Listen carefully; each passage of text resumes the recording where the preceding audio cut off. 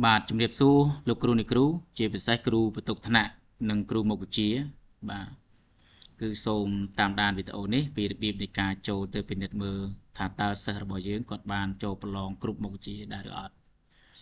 អញ្ចឹងពេលដែលលោកគ្រូអ្នកគ្រូចុចតំណ link ឬក៏ app ហ្នឹងគឺ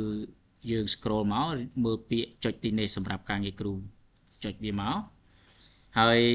វានឹងបញ្ជាក់អំពីការបំពេញ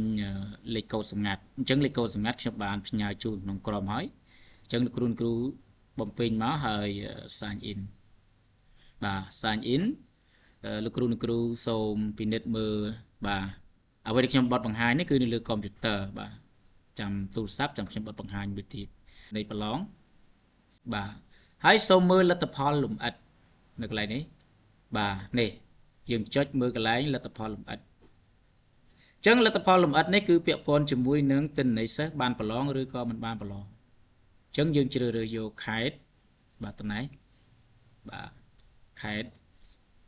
បាទឧត្តរមានជ័យក្រុងស្រុកសាលារៀនបាទតែបើយើងដឹងថ្នាក់យើងច្រោះមកយើងយកថ្នាក់ទី8ចុះហើយយើងយកថ្នាក់មកថ្នាក់អីថ្នាក់ C មានអត់បាទថ្នាក់ C មានម្នាក់ឃើញទេអញ្ចឹងគ្រូបន្ទុកថ្នាក់បាទតាក់ទងសិស្សម្នាក់ហ្នឹងឲ្យគាត់ចូលប្រឡងទៅឲ្យបានគ្រប់មុខវិជ្ជាមកបន្ទុកនឹងលោតចេញមកនៅកន្លែងភ្នែកនេះគឺពាក់ព័ន្ធជាមួយនឹងលទ្ធផលតើគាត់បានប្រឡងលើមុខវិជ្ជាអីខ្លះ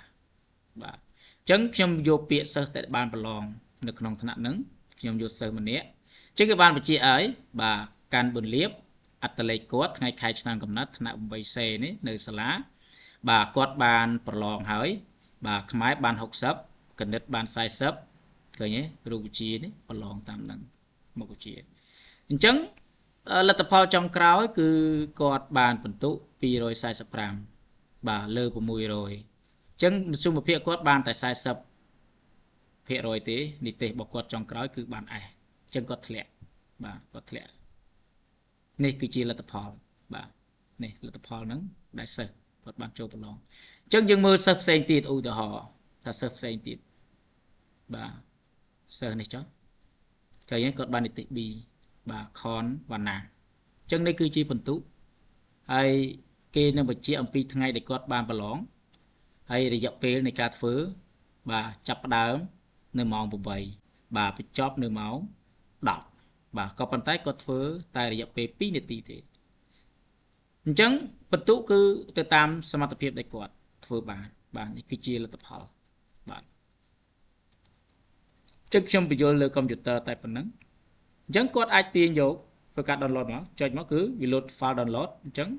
យើងអាចបើក file download នេះទាញយកទិន្នន័យមកប្រើប្រាស់បានបាទខ្ញុំសូមបញ្យល់ប៉ុណ្ណឹង